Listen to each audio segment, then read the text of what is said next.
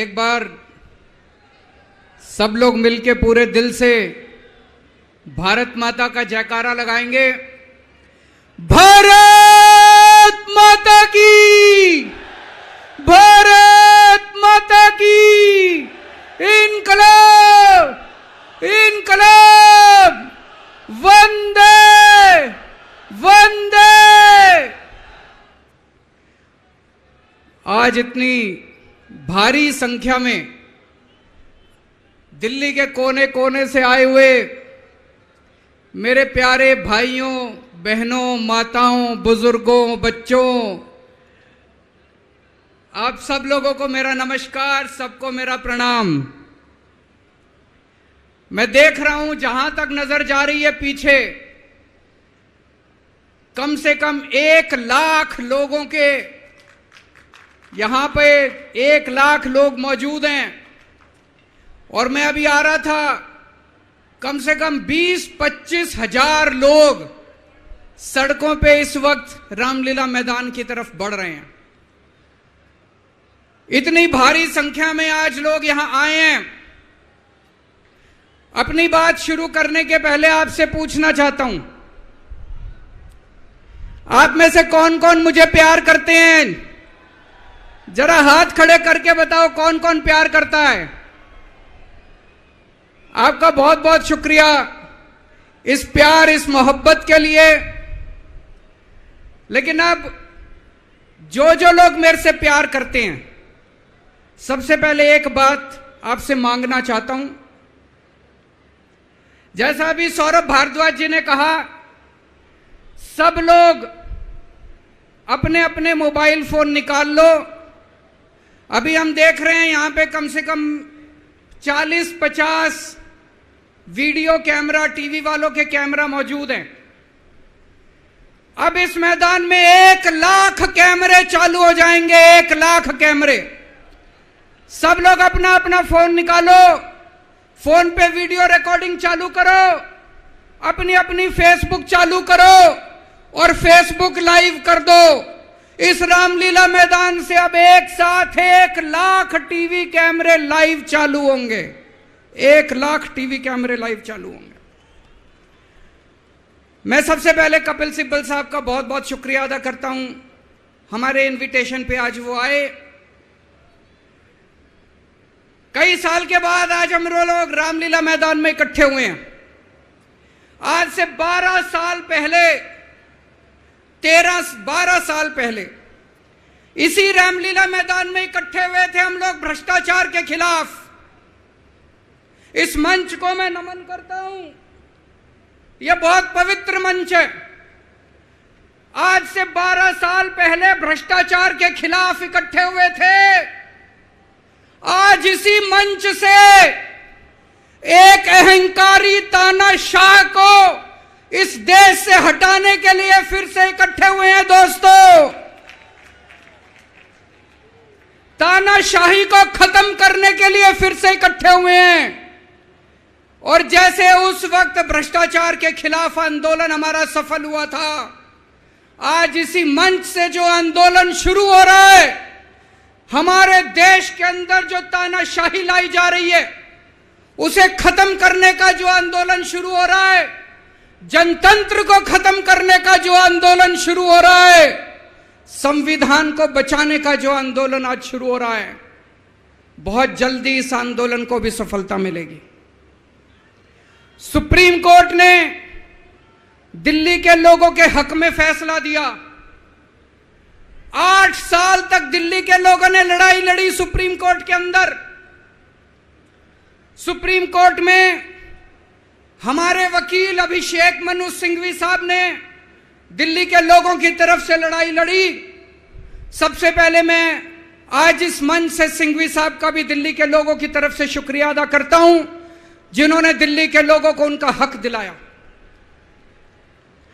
दोस्तों, 11 मई, आज 11 जून है, आज से 1 महीने पहले 11 मई को देश की सर्वोच्च अदालत, सबसे बड़ी अदालत सुप्रीम कोर्ट की भी कॉन्स्टिट्यूशन बेंच उसने आदेश पारित किया दिल्ली के लोगों के हक में, और उसके 8 दिन के बाद, 1 हफ्ते के बाद 19 मई को देश के प्रधानमंत्री ने सुप्रीम कोर्ट के आदेश को खारिज कर दिया। दोस्तों, देश की सबसे बड़ी अदालत के फैसले को प्रधानमंत्री ने खारिज कर दिया। प्रधानमंत्री कहते हैं मैं सुप्रीम कोर्ट को नहीं मानता। देश के प्रधानमंत्री कहते हैं मैं सुप्रीम कोर्ट को नहीं मानता। 75 साल के भारत के इतिहास में पहली बार एक प्रधानमंत्री आया है जो कहता है मैं सुप्रीम कोर्ट को नहीं मानता। पूरे देश के लोग स्तब्ध हैं।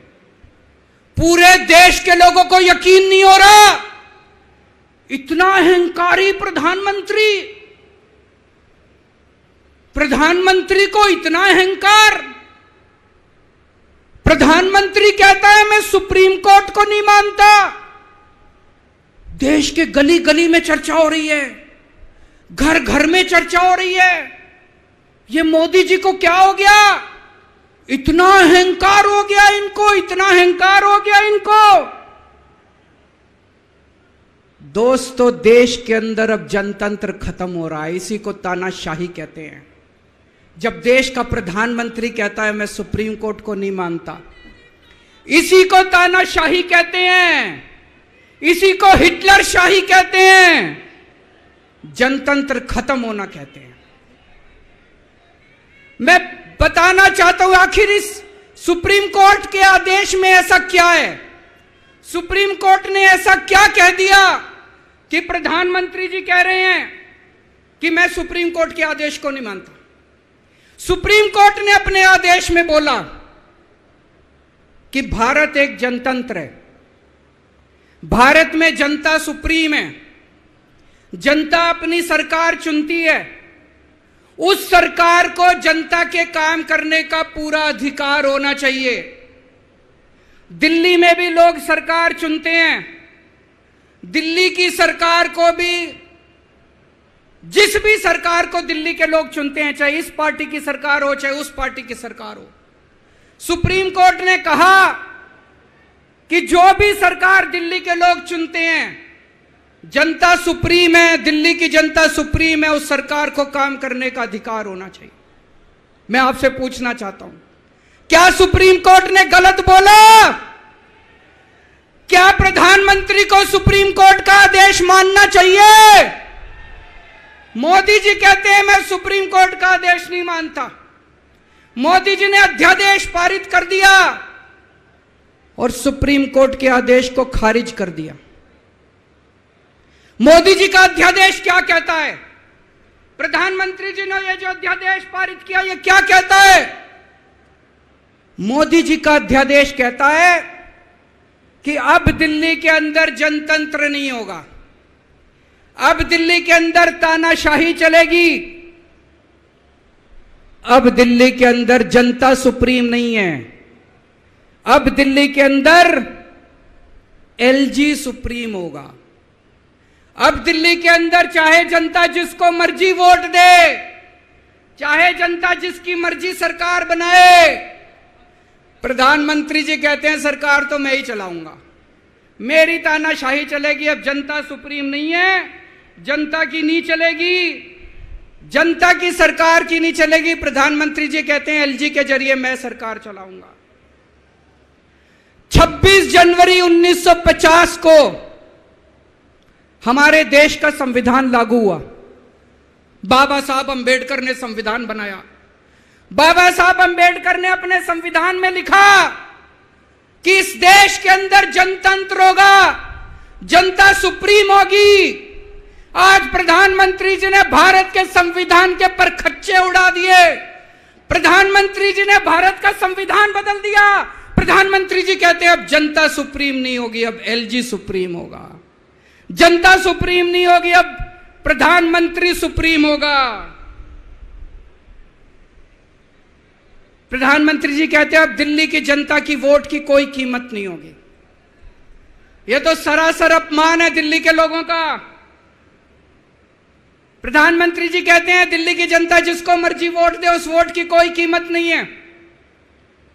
दोस्तों, ये बीजेपी वाले रोज मेरा अपमान करते हैं, मेरे को गालियां देते हैं, गंदी गंदी गालियां देते हैं। मेरे को अपने मान और अपमान की कोई चिंता नहीं है, मैं कोई परवाह नहीं करता। मैं इनको वापस गाली नहीं देता, मेरे को गाली गलौज नहीं करनी आती, मेरे संस्कार नहीं सिखाते। मैं 24 घंटे अपने काम में व्यस्त रहता हूं, मेरे को काम से मतलब है। आप लोगों ने मेरे को इतना मौका दिया, इतनी जिम्मेदारी है, 24 घंटे काम करता हूं। ये लोग मेरे को जितनी मर्जी गाली दे लें, लेकिन इस बार इन लोगों ने आपका अपमान किया है, आपकी वोट की कीमत, आपका वोट का अपमान किया है। यह मैं बर्दाश्त नहीं कर सकता, आपके अपमान को मैं बर्दाश्त नहीं कर सकता, इसको किसी हालत में नहीं होने देंगे। दिल्ली के लोगों के वोट का जो इन्होंने अपमान किया है, मोदी जी ने तमाचा मारा है दिल्ली के लोगों को, इसको बर्दाश्त नहीं कर सकते। इसको ठीक करा के रहेंगे, इस अध्यादेश को खारिज करा के रहेंगे, सुप्रीम कोर्ट के आदेश को पालन करा के रहेंगे। करेंगे कि नहीं करेंगे?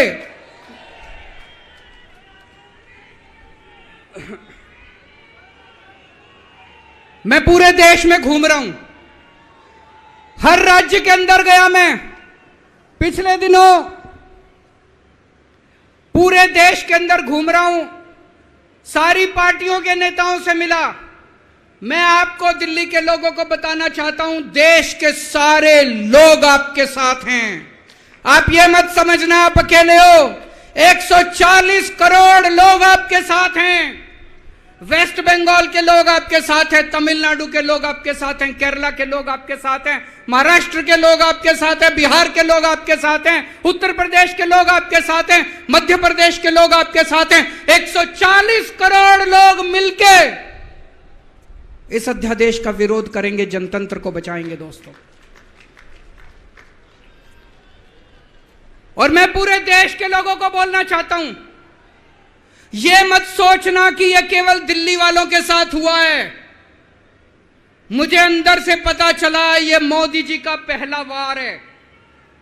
ऐसा ही अध्यादेश, जो अध्यादेश आज दिल्ली में पारित किया गया, जिस अध्यादेश के जरिए दिल्ली वालों की ताकत खत्म कर दी गई, इस अध्यादेश के जरिए, जिस अध्यादेश के जरिए दिल्ली के अंदर आज तानाशाही लागू की जा रही है, कल यही अध्यादेश राजस्थान के लिए लाया जाएगा, कल यही अध्यादेश पंजाब के लिए लाया जाएगा, कल यही अध्यादेश मध्य प्रदेश के लिए लाया जाएगा, कल यही अध्यादेश महाराष्ट्र के लिए लाया जाएगा। इसे अभी रोकना पड़ेगा, सबको मिलकर अभी रोकना पड़ेगा दोस्तों।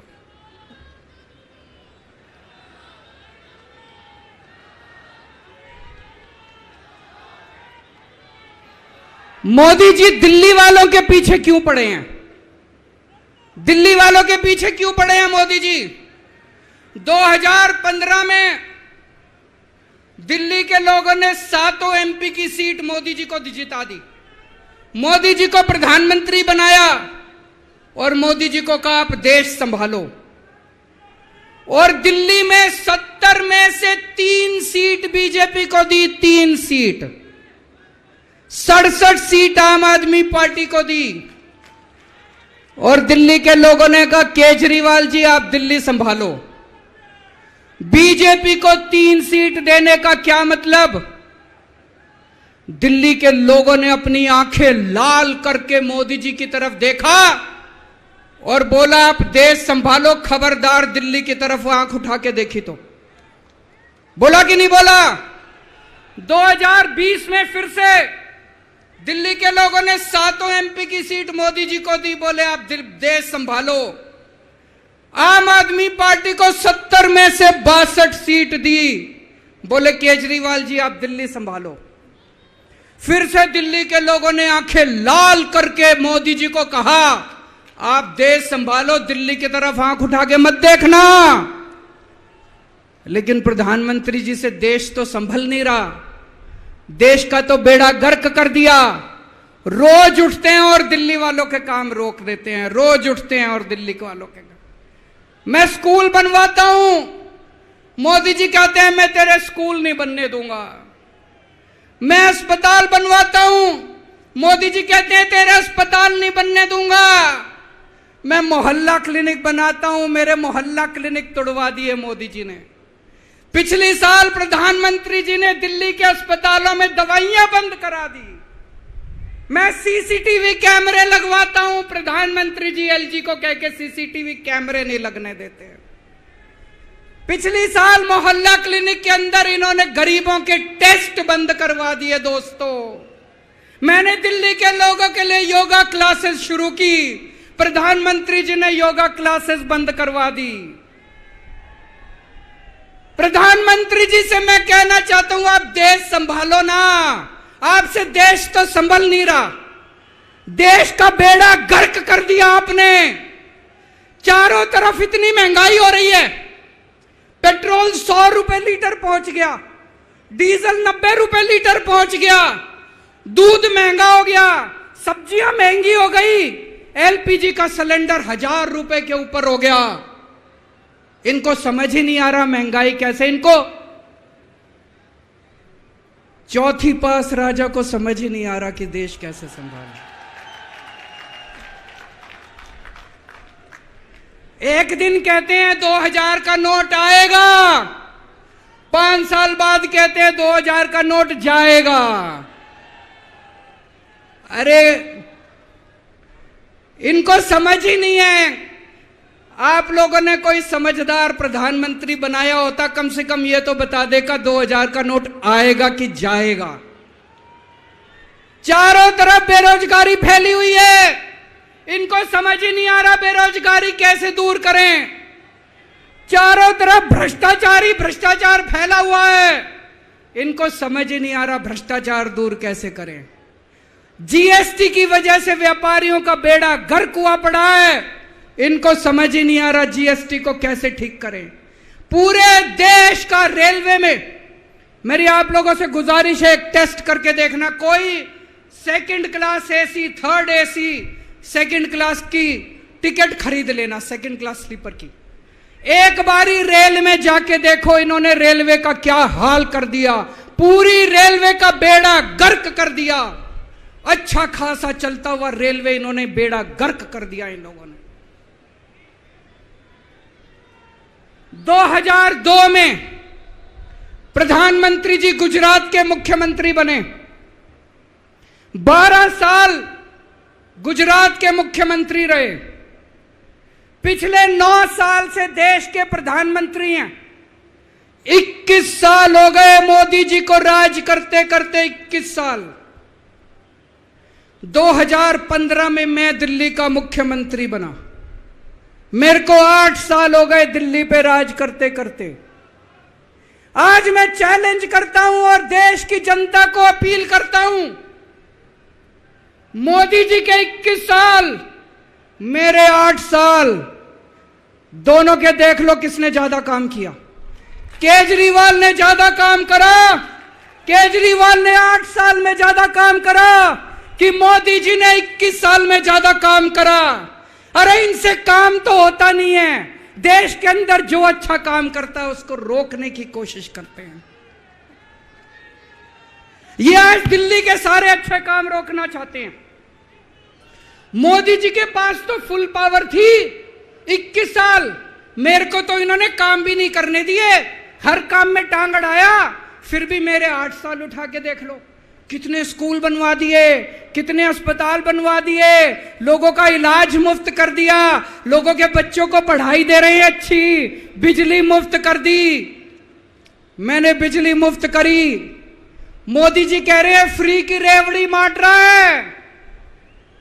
अरे गरीबों के हाथ में अगर 4 रेवड़ी रख दी तो कौन सा बुरा हो गया।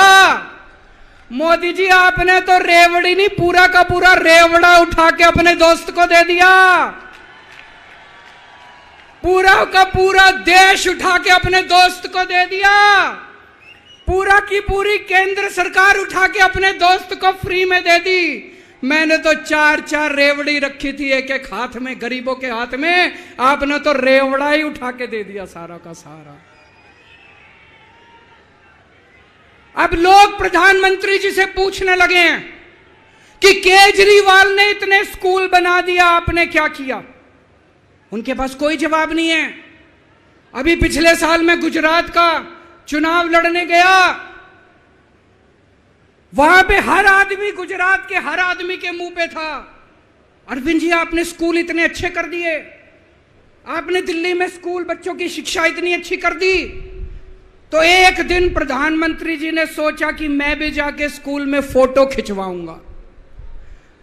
पूरे गुजरात में ढूंढने से उनको एक स्कूल नहीं मिला जिसमें मोदी जी फोटो खिंचवा ले। एक स्कूल, 30 साल से गुजरात में बीजेपी की सरकार है, एक स्कूल नहीं मिला। इनको एक स्टूडियो के अंदर टेंट लगा के एक क्लास, फर्जी क्लास बनानी पड़ी। 10 बच्चे बुलाए, डेस्क लगाए, वहां पे मोदी जी एक बच्चे के साथ बैठे और उन्होंने फोटो खिंचवाई। अब लोग प्रधानमंत्री जी से पूछने लगे हैं कि केजरीवाल ने इतना काम कर दिया, आपका काम कहां है? तो अब मोदी जी ने तय किया मैं केजरीवाल को काम नहीं करने दूंगा। उन्होंने मनीष सिसोदिया को उठा के जेल में डाल दिया। उनको लगा मनीष सिसोदिया को जेल में डालने से शिक्षा के काम रुक जाएंगे। उन्होंने सतिंदर जैन को उठा के जेल में डाल दिया। उनको लगा सतिंदर जैन को जेल में डालने से मोहल्ला क्लिनिक बंद हो जाएंगे, अस्पताल बंद हो जाएंगे। मैं प्रधानमंत्री जी को बोलना चाहता हूं, हमारे पास एक मनीष सिसोदिया नहीं है, हमारे पास 100 मनीष सिसोदिया हैं। हमारे पास एक सतिंदर जैन नहीं है, हमारे पास 100 सतिंदर जैन है। आप एक को जेल में डालोगे, हमारा दूसरा आ जाएगा काम करने के लिए, काम नहीं रुकेगा दोस्त।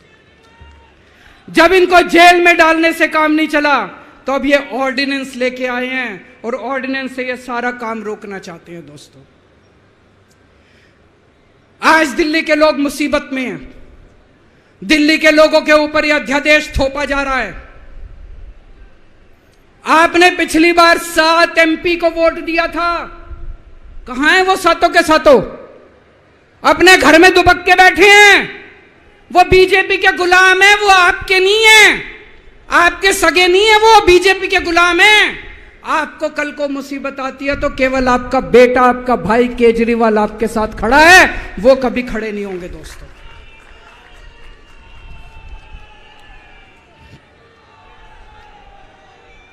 और अंत में मैं आपको एक कहानी सुनाना चाहता हूं।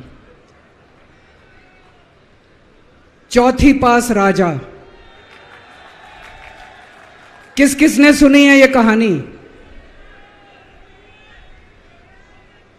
इस कहानी का महात्म्य है कि इस कहानी को जितनी बार सुनोगे, जितनी बार सुनाओगे, उतनी भगवान की कृपा आपके परिवार के ऊपर बरसेगी।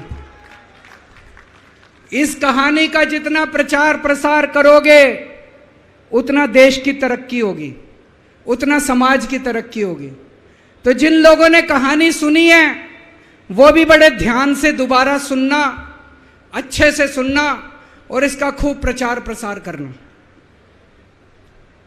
यह कहानी एक राजा की है, एक चौथी पास राजा की कहानी है, एक अहंकारी राजा की कहानी है, एक भ्रष्टाचारी राजा की कहानी है। आप लोगों ने राजा और रानी की कई कहानियां सुनी होंगी। इस कहानी में राजा तो है, रानी नहीं है।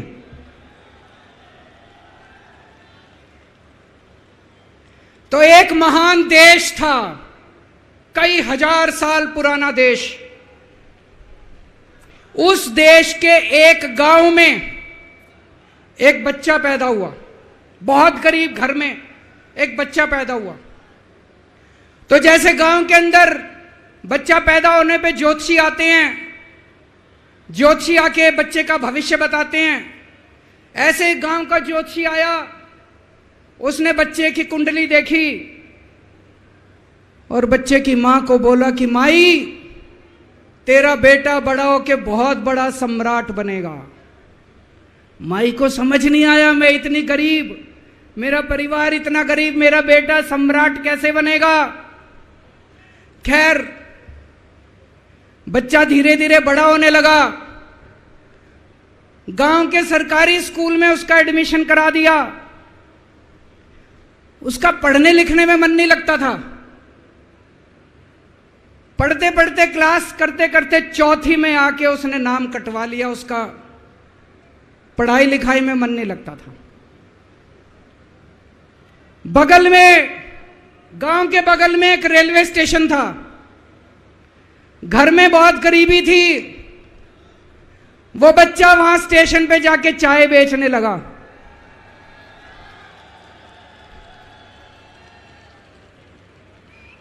चाय बेच के अपना गुजारा करता था।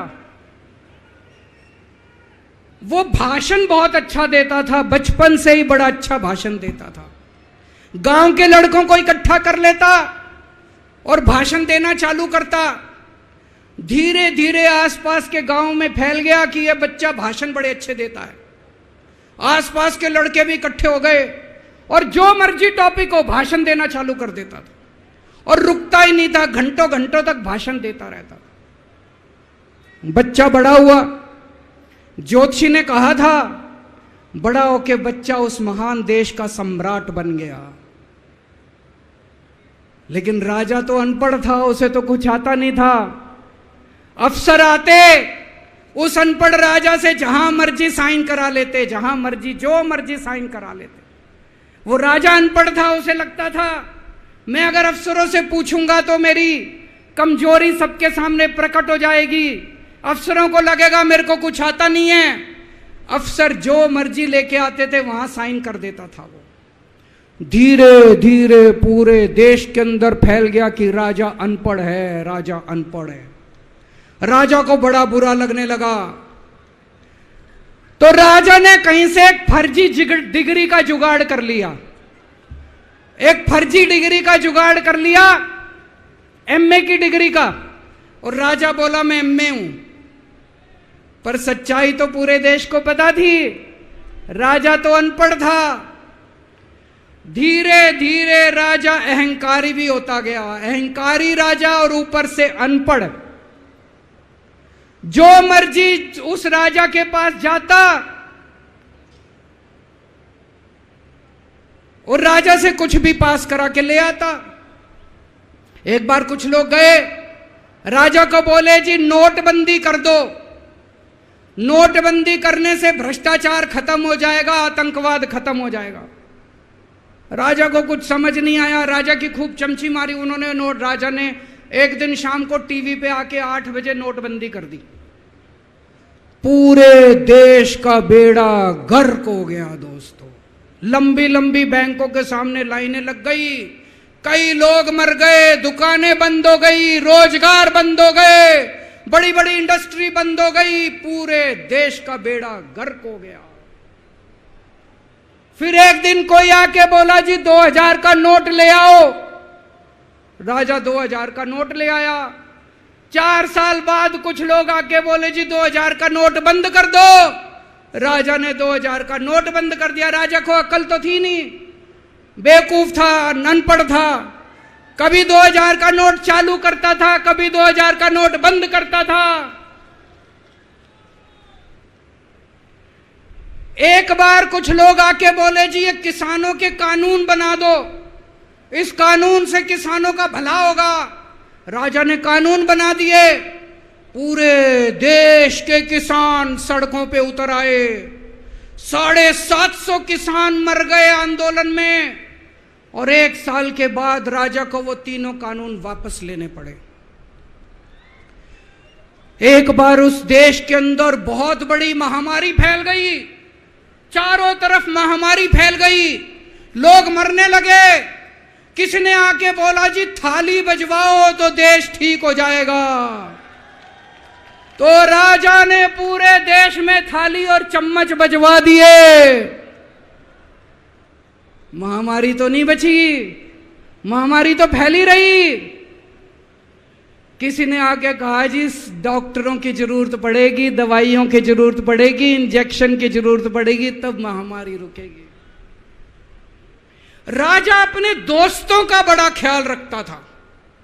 उसके दोस्त थे। एक दोस्त ने 10,000 करोड़ रुपए चोरी कर लिए। राजा ने उसको देश से भगा दिया। दूसरे दोस्त ने 20,000 करोड़ चोरी कर लिए, राजा ने उसको भी देश से भगा दिया। पर एक दोस्त ऐसा था जिससे राजा की ज्यादा ही दोस्ती थी। कौन था? उसको उन्होंने सारे एयरपोर्ट बेच दिए, सारे जहाज बेच दिए, सारे सी पोर्ट बेच दिए, उन्होंने आसमान बेच दिया, जमीन बेच दी राजा ने, खदानें बेच दी। उस दोस्त पे राजा मेहरबान था। राजा का एक और दोस्त था। वो दोस्त इतना गंदा था कि उसने कुछ अंतर्राष्ट्रीय खिलाड़ी महिलाओं के साथ बदतमीजी करी, लेकिन राजा ने दोस्ती नहीं छोड़ी। मजाल जो उस दोस्त के ऊपर कोई आंच आ जाए, राजा उस दोस्त के साथ खड़ा रहा, लेकिन उसने खिलाड़ियों का सुना। राजा का एक और दोस्त था। उस दोस्त ने किसानों के ऊपर गाड़ी चढ़ा दी, रौंद दिया, कुचल दिया किसानों को। राजा ने अपनी दोस्ती नहीं छोड़ी। इस बात पे तो दाद देनी पड़ेगी कि राजा दोस्तबाज था, एक नंबर का दोस्तबाज था। चारों तरफ अत्याचार हो गया, चारों तरफ देश के अंदर इनके अपने लोग जो थे वो बलात्कार करने लगे, गलत काम करने लगे, हाहाकार मच गया।